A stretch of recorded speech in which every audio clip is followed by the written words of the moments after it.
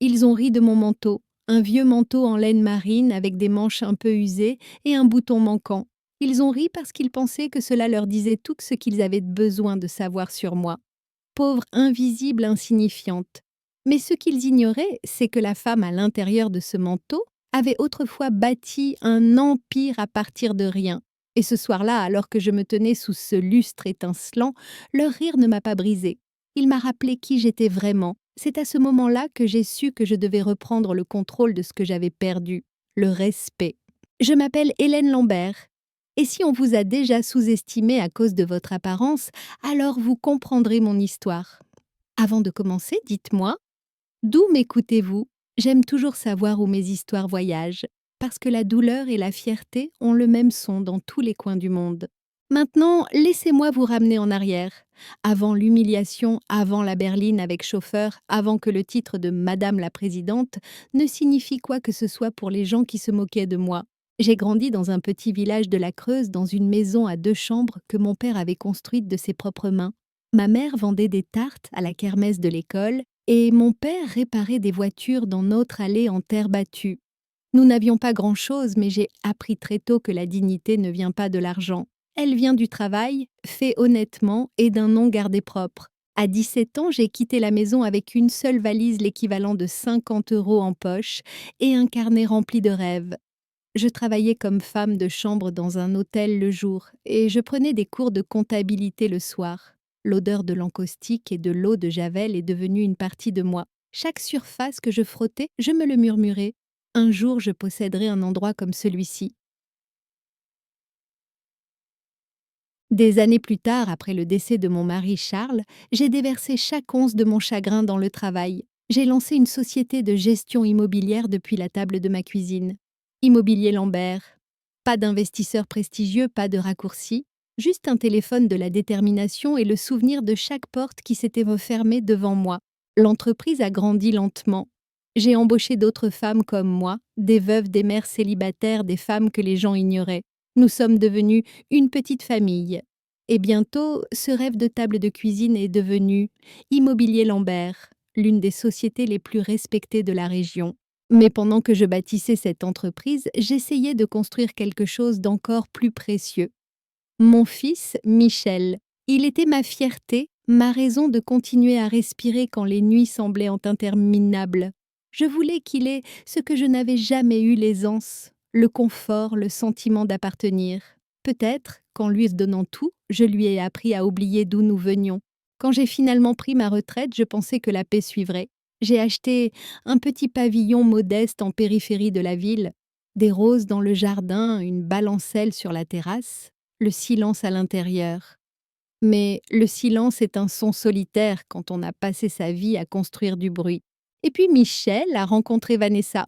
Elle était belle, le genre de femme qui semble coûter cher juste en restant immobile. Sa famille venait de la vieille bourgeoisie de Neuilly, le genre qui dîne avec des politiques et porte des perles pour le thé. Quand il l'a amenée à la maison pour le déjeuner du dimanche, j'ai pu le voir dans ses yeux. Ce calcul silencieux, le genre qui mesure une personne à ce qu'elle porte et non à qui elle est. Elle a souri poliment, mais son regard s'est attardé sur mes mains, encore rêches, après des années de labeur, et sur les meubles simples que j'avais choisis pour le confort, pas pour l'apparat. Je me suis dit que j'imaginais, mais au fond de moi, je savais. Ce soir-là, alors que je faisais la vaisselle seule, j'ai surpris mon reflet dans la fenêtre de la cuisine. La même femme que j'avais été pendant des décennies, forte, stable et peut-être un peu trop humble.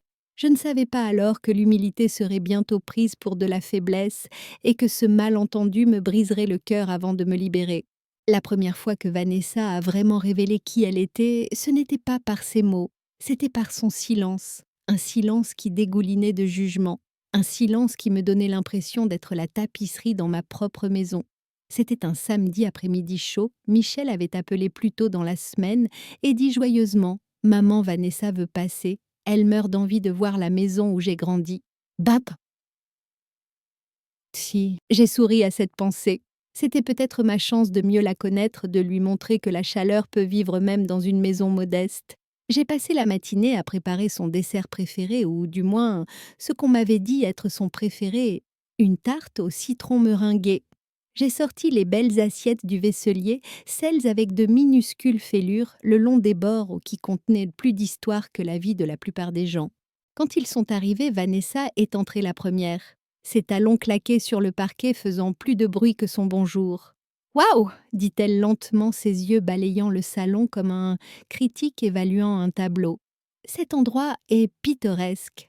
Mama Bosson, pittoresque. Le mot m'a transpercé la poitrine. Michel la suivait souriant de cette façon enfantine qui m'avait toujours fait fondre. Elle était impatiente de te revoir, maman, dit-il, posant un petit bouquet de lys sur la table. Le sourire de Vanessa n'atteignit pas ses yeux. Nous avons apporté des fleurs, ajouta-t-elle. Elles vont égayer l'endroit. Je les remerciais même si je n'avais pas besoin d'être égayée. Pas par elles. Le soleil qui passait par ma fenêtre avait toujours suffi. Au fil de l'après-midi, j'ai fait de mon mieux. Nous nous sommes assis pour le thé et j'ai raconté des histoires sur la foi où Michel vendait de la citronnade aux voitures qui passaient ou comment Charles avait construit la balancelle sur la terrasse de ses propres mains. Vanessa hochait poliment la tête, ses yeux se tournant vers son téléphone, toutes les quelques minutes. À un moment donné, elle a murmuré quelque chose à Michel. Il a gloussé, mais c'était nerveux, presque désolé. J'ai fait semblant de ne pas remarquer. Puis alors qu'elle pensait que j'étais retournée dans la cuisine, je l'ai entendue. Sa voix douce, amusée, négligente. La maison de ta mère sent le vieux livre et l'encaustique. C'est si petit, Michel. Je n'arrive pas à croire que tu as grandi ici. Maman, mes mains se sont figées autour de la théière. Vanessa, chuchota-t-il, ne dis pas ça, elle peut t'entendre. Mon, ça, et alors, dit-elle, c'est comme entrer dans un autre siècle. Je suis restée dans cette cuisine plus longtemps que nécessaire, fixant la tarte sur le comptoir. L'odeur de citron et de sucre remplissait la pièce, mais elle me parut soudain trop douce, trop lourde. Quand je suis revenue, ils se sont tous les deux redressés comme des enfants pris en faute. « Tout va bien ?» ai-je demandé doucement. « Bien sûr », sourit Vanessa à la voix mielleuse. « Nous disions juste à quel point tout est charmant ici. » Charmant, une autre épingle. Je me suis assise avec eux un peu plus longtemps, mais son rire aigu et étudié n'atteignait jamais le cœur de la conversation. C'était le genre de rire qui dit « Je suis ici, mais je suis au-dessus de ça ». Quand ils sont partis ce soir-là, je suis restée près de la porte. J'ai remarqué son regard en arrière vers ma maison, non pas avec chaleur, mais avec soulagement, comme si elle s'échappait de quelque chose d'inconfortable. Je me suis assise seule à ma table de cuisine. Michel a appelé plus tard cette nuit-là. « Maman Vanessa ne le pensait pas », dit-il doucement. « Elle n'est juste pas habituée à la simplicité. » La simplicité, un autre mot que les gens comme elle utilisaient quand ils voulaient dire moins. Je lui ai dit de ne pas s'inquiéter que je comprenais, mais quand j'ai raccroché, j'ai murmuré « Peut-être qu'elle ne comprend pas, mais un jour elle comprendra ». Je ne le savais pas encore, mais ce moment de calme, c'était le début de quelque chose de bien plus grand, parce que le respect peut être enterré sous le silence, mais il n'y meurt jamais. Il attend. Et j'étais sur le point d'apprendre que l'attente peut être sa propre forme de pouvoir. La soirée des fiançailles de mon fils a commencé comme un rêve et s'est terminée comme une leçon que je n'oublierai jamais. Michel avait appelé 2 semaines avant la voix bouillonnante d'excitation. « Maman, dit-il, les parents de Vanessa organisent un dîner de fiançailles au Grand Hôtel en ville. Ça va être incroyable. J'ai hâte que tout le monde te rencontre convenablement. » Tiens, convenablement. Ce mot m'a fait sourire et m'a fait mal. Je les avais déjà rencontrés une fois, mais peut-être que cette fois, ils voulaient montrer que j'avais ma place. J'ai donc pris un soin particulier ce soir-là. J'ai porté mon vieux manteau en laine marine, celui que Charles m'avait offert pour notre 10e anniversaire. Il n'était pas neuf, mais il était à moi. Il portait le parfum des années, la chaleur des mains qui avaient construit une vie à mes côtés. J'ai relevé mes cheveux en un chignon soigné et j'ai épinglé la broche en or de ma défunte mère au col. Quand je suis arrivée au Grand Hôtel, les sols en marbre brillaient sous des lustres de cristal. Des serveurs en uniformes impeccables flottaient entre les tables. L'air sentait les roses et l'argent. J'ai repéré Michel près de la scène, élégant dans un costume marine bien coupé. Son visage s'est illuminé quand il m'a vu l'espace d'un instant. Puis il s'est assombri presque imperceptiblement alors que ses yeux glissaient sur mon manteau. « Maman, dit-il en m'embrassant rapidement, tu es bien ?» Il a hésité sur ce dernier mot, comme s'il avait dû être choisi avec soin. Avant que je puisse répondre, Vanessa est apparue. Impeccable comme toujours. Oh s'exclama-t-elle avec une surprise feinte. Ah, vous avez réussi à venir.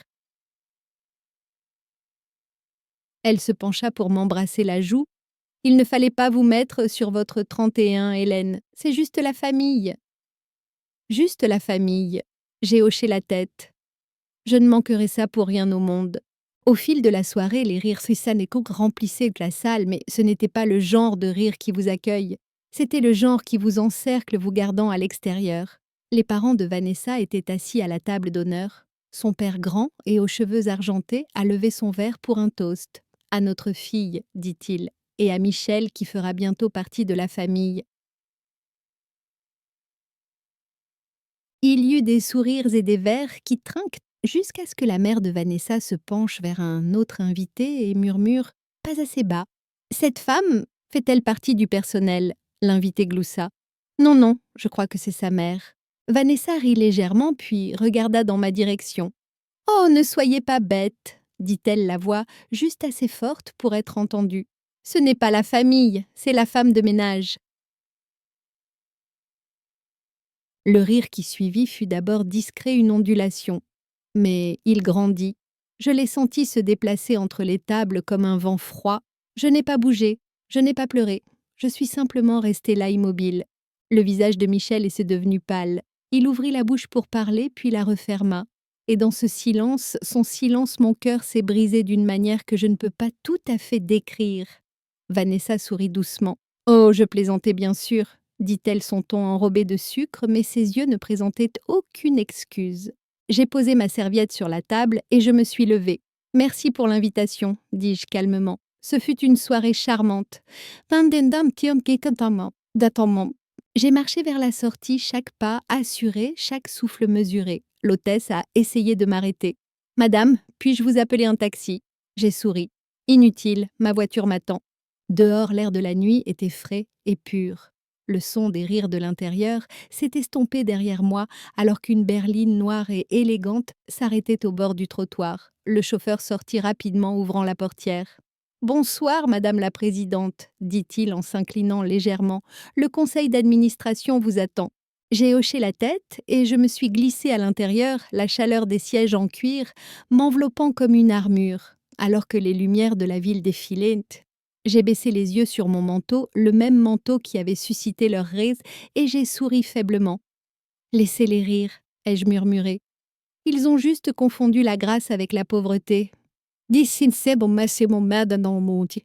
à ce moment-là que j'ai décidé que le monde avait besoin qu'on lui rafraîchisse la mémoire, qu'on ne peut pas mesurer la valeur d'une femme à ce qu'elle porte, pas quand son silence détient plus de pouvoir que leur rire n'en aura jamais.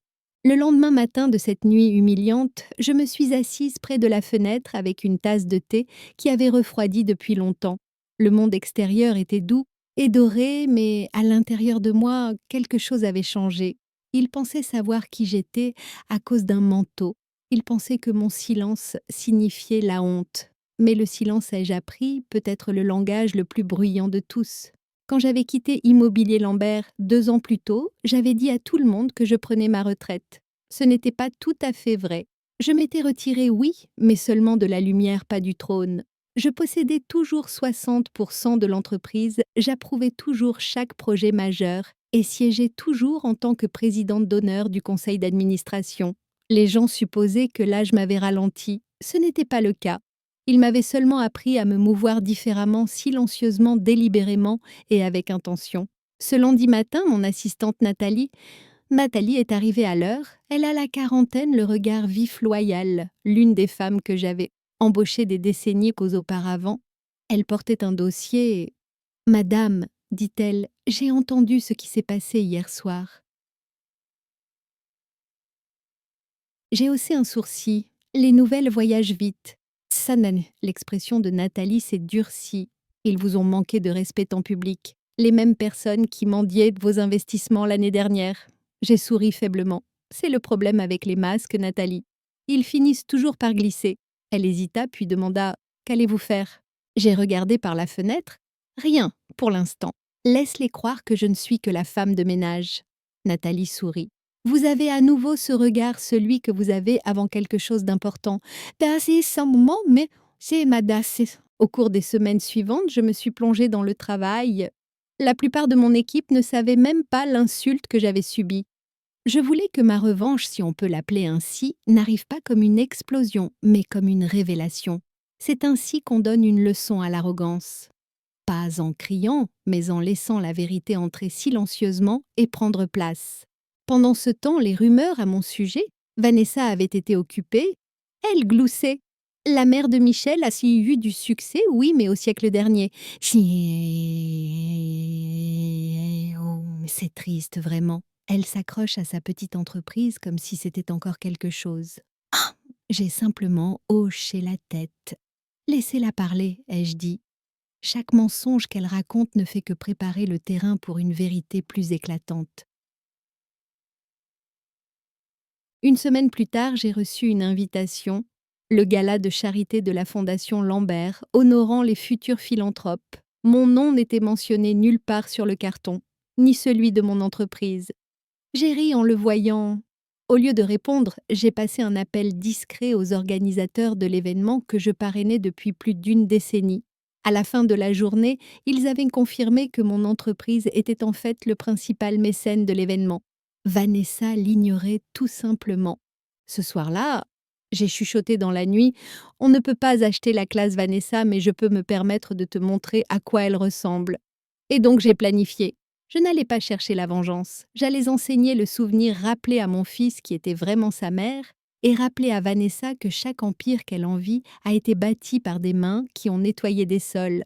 La femme qu'ils appelaient la femme de ménage était sur le point d'être l'hôtesse du gala dont ils se vantaient. Et cette fois, personne n'allait rire. La soirée du gala de charité est arrivée comme une tempête silencieuse. Je n'avais pas l'intention d'exposer qui que ce soit. Je voulais simplement rappeler au monde que le silence n'est pas la faiblesse. Le grand hôtel scintillait à nouveau, le même endroit où le rire m'avait brûlé. Cette fois, les bannières au-dessus de la scène proclamaient « Une soirée d'espoir sponsorisée par Immobilier Lambert ». J'ai regardé depuis les coulisses. Nathalie se tenait à côté de moi. Ils ne savent toujours pas. Pas encore, ai-je dit, ajustant le même manteau marine dont ils s'étaient moqués. Laissons-les dans l'ignorance. Vanessa et ses parents ont fait une entrée magistrale. Michel suivait l'air fier mais distrait. Ils ont salué les organisateurs posés pour les photos, ignorant que chaque fleur, chaque lustre avait été payé par moi. Quand ils m'ont repéré près de l'entrée, Vanessa a cligné des yeux. « Hélène » dit-elle, la voix empreinte d'incrédulité. « Je ne savais pas que vous étiez invitée. » J'ai souri calmement. « C'est un événement public. Toute personne soutenant la cause est la bienvenue. » Ses lèvres se sont retroussées. « Eh bien, je suis heureuse que vous ayez pu vous joindre à nous. Vous rencontrerez peut-être certains des donateurs ce soir. »« Oh !» dis-je légèrement. « J'y compte bien. » Alors que le dîner commençait, l'animateur, un homme grand et chaleureux, « Ce soir, commença-t-il, nous nous réunissons pour honorer la compassion, généreusement financée par une femme qui… » Vanessa se pencha vers Michel. Son expression était suffisante, puis l'animateur a poursuivi. « Veuillez accueillir notre mécène de longue date et notre lauréate de cette année, Madame Hélène Lambert, présidente d'Immobilier Lambert. » Les applaudissements ont commencé lentement, les flashs crépitaient. Vanessa s'est figée. La fourchette de Michel tomba bruyamment sur la table. Je me suis levée calme et assurée, et j'ai marché vers la scène. Mon manteau… captait la lumière. L'animateur m'a chaleureusement étreinte. Je me suis tournée vers la foule. C'est sa mère. C'est elle, Hélène Lambert. C'est elle, la propriétaire. Je me suis approchée du microphone. Ma voix, bien que douce, portait clairement. « Merci pour cet honneur », ai-je commencé.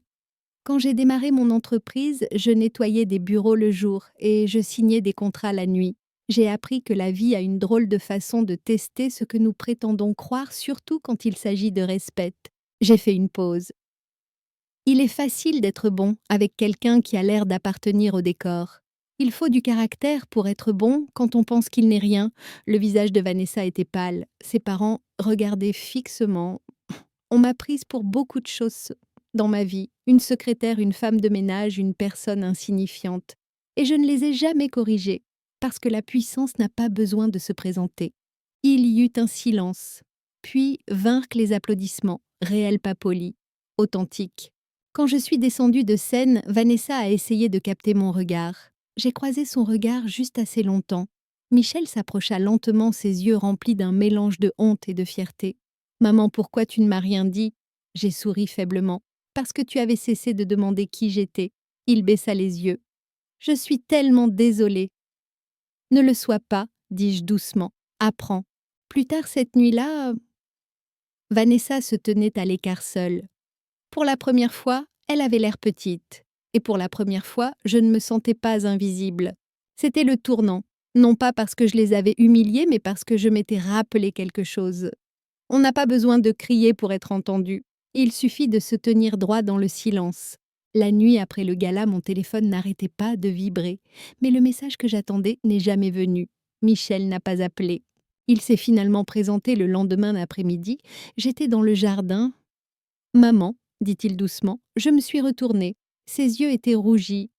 Je ne sais même pas quoi dire. « Dime, si sini nedbankogman. » J'ai posé le sécateur. Et c'est la vérité. Il hésita. « Vanessa, elle m'a dit que tu l'avais embarrassée exprès. » J'ai failli rire. « Embarrassée ?» J'ai parrainé un événement caritatif. Si la vérité l'humilie, c'est peut-être qu'elle vit trop confortablement dans le mensonge. Il baissa les yeux. « Tu aurais dû me dire qui tu étais vraiment. » J'ai incliné la tête. « Qui je suis vraiment ?» ai-je demandé. « Michel, je suis la même femme qui préparait tes sandwichs, qui veillait pendant tes fièvres et qui a pris un deuxième emploi pour payer ton université. Je n'ai jamais changé. C'est toi qui as cessé de me voir. » Sa voix s'est brisée. « J'avais honte, maman. Pas de toi, de la façon dont les gens te regardaient cette nuit-là. Vanessa disait que les apparences comptaient dans son monde, et je voulais m'y intégrer. Je n'avais pas réalisé ce que je perdais en essayant de lui plaire. » Les mots flottaient lourdement entre nous. Vanessa est arrivée plus tard ce soir-là. Ses talons claquaient, mais l'assurance avait disparu. Elle serrait son sac à main comme un bouclier. « Madame Lambert, » commença-t-elle, « je suis venue m'excuser. » Je l'ai regardée, vraiment regardée. « Bon, êtes-vous désolée ?» ai-je demandé. « Parce que vous le regrettez ou parce que vous avez été prise sur le fait ?» Ses lèvres s'entr'ouvrirent. « Les deux, » admit-elle. « J'ai eu tort, je vous ai mal jugé. » J'ai hoché la tête. « Vous ne m'avez pas seulement mal jugé, moi. Vous avez mal jugé chaque femme qui ne porte pas sa valeur sur sa manche. » Elle déglutit. « Je n'attends pas de pardon. » « Bien, » dis-je doucement, « parce que le pardon est quelque chose qui se gagne par le changement, pas par la convenance. » Michel s'avança. « Maman Vanessa retourne chez ses parents pour l'instant. Nous avons tous les deux besoin de temps. » Vanessa baissa les yeux. « Je ne vous souhaite que la paix, » murmura-t-elle avant de repartir. Quelques semaines plus tard, la nouvelle s'est répandue que les fiançailles avaient été discrètement rompues. Michel est retourné à son travail, mais cette fois, il a commencé à passer plus souvent à mon bureau, posant des questions, écoutant. Il a enfin vu ce que le respect construit et ce que l'arrogance détruit. Un après-midi, il dit « Maman, tu as dirigé avec grâce toute ta vie. » Je ne l'avais juste pas reconnu. J'ai souri faiblement. C'est le problème avec la grâce, mon fils. Elle s'annonce rarement. Quand le nom de Vanessa est revenu, je n'ai pas tressailli. Ma vengeance n'avait pas été son humiliation. C'était ma paix. J'avais montré que la dignité n'a pas besoin de défense. Elle a juste besoin de se tenir tranquille assez longtemps pour que la vérité arrive. J'ai murmuré pour moi-même. Parfois, le silence enseigne plus fort que la colère ne le pourrait jamais. Et pour la première fois depuis longtemps, j'ai senti que le calme n'était pas vide. C'était la victoire. Les mois qui suivirent furent différents, plus stables. La paix, qui vient du fait de savoir qu'on a survécu, Michel a commencé à passer tous les dimanches, par véritable affection. Il s'asseyait avec moi sur la balancelle. Il a commencé à poser des questions sur mes premières années. « Tu as fait tout ça sans investisseur ?» demanda-t-il un jour. J'ai souri. « Juste du cran des prières et beaucoup de nuits blanches. »« Oh non, dis-je. C'était brutal. Mais la vie l'est pour quiconque refuse de rester petit. » Cette phrase le fit taire. Il avait compris que il avait pris le calme pour de la faiblesse. Quelques semaines plus tard, il m'a apporté un cadeau. À l'intérieur se trouvait un manteau en laine neuf bleu marine bien coupé solide. Je sais qu'il ne remplacera jamais l'ancien, dit-il. Mais je voulais que tu aies quelque chose qui te rappelle ce que ce manteau représentait, pas ce qu'il pensait qu'il signifiait. Ma gorge s'est serrée. Michel. Il baissa les yeux, la voix tremblante. Je ne peux pas effacer ce qui s'est passé, mais je peux m'assurer de ne plus jamais laisser personne te traiter comme ça. J'ai touché sa joue et j'ai souri. Fils, tu n'as pas besoin de me protéger. Juste de te souvenir de moi. C'est tout ce que j'ai toujours voulu. Et alors que l'hiver laissait place au printemps, je suis retournée au bureau plus souvent, non pas pour diriger, mais pour guider. Je suis devenue le mentor de jeunes femmes qui me rappelaient celle que j'étais. Chaque fois que l'une d'elles disait « Je ne pense pas être assez forte », je souriais. La force, ce n'est pas de crier, c'est de se présenter quand ils s'y attendent le moins. J'ai réalisé quelque chose de beau. Toutes ces années de silence ne m'avaient pas diminué, elles m'avaient aguerri. Vanessa n'a jamais repris contact, et honnêtement, je n'en avais pas besoin. J'ai entendu dire qu'elle avait déménagé à New York. Je lui ai souhaité bonne chance en silence. La vie a sa propre façon d'enseigner les leçons que nous refusons d'entendre. Quant à moi, j'ai continué d'avancer. Le jardin a refleuri, et un soir, j'ai repensé à cette nuit, le rire, l'humiliation, la berline, le conseil d'administration. Quel cercle complet. Ah, mais j'ai murmuré. Le respect ne se demande pas. Il se démontre, encore et encore, jusqu'à ce que le monde se souvienne de qui vous êtes. Alors, si vous regardez ceci et que quelqu'un s'est déjà moqué de votre douleur, de vos vêtements, de votre histoire, rappelez-vous ceci, leur rire en dit plus sur eux qu'il n'en dira jamais sur vous. Vous n'avez pas besoin de vous battre pour être validé. Vous avez juste besoin de continuer à marcher dans votre vérité jusqu'à ce qu'elle devienne impossible à ignorer. Et quand ce jour viendra, quand ceux qui doutaient de vous verront enfin qui vous êtes, ne jubilez pas. Souriez, c'est tout, parce que la dignité a déjà fait le travail pour vous. Merci d'avoir écouté mon histoire. Maintenant, dites-moi d'où m'écoutez-vous ce soir, parce que quelque part là-bas, une autre femme est sous-estimée, et j'espère que mon histoire l'atteindra avant qu'elle n'oublie ce qu'elle vaut.